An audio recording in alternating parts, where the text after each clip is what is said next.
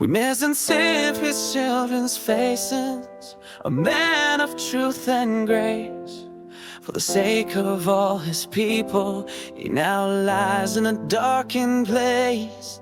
11 years behind the bars for speaking words so clear. Ilham Tohti, conscience of the Uyghurs, a voice we still hold dear.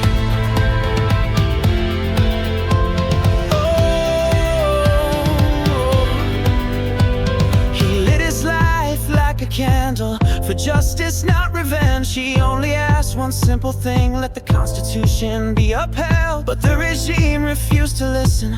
Instead they locked the door, and when he spoke of violated laws, they couldn't take it anymore.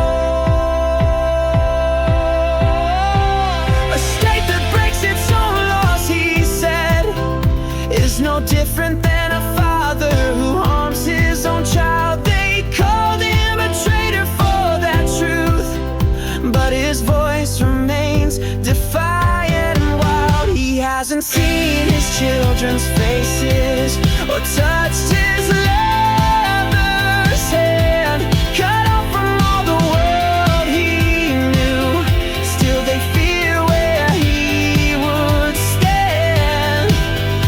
You have your bombs and weapons, he only had a pen and a word. So tell me, who is truly stronger, the jailer or the bird?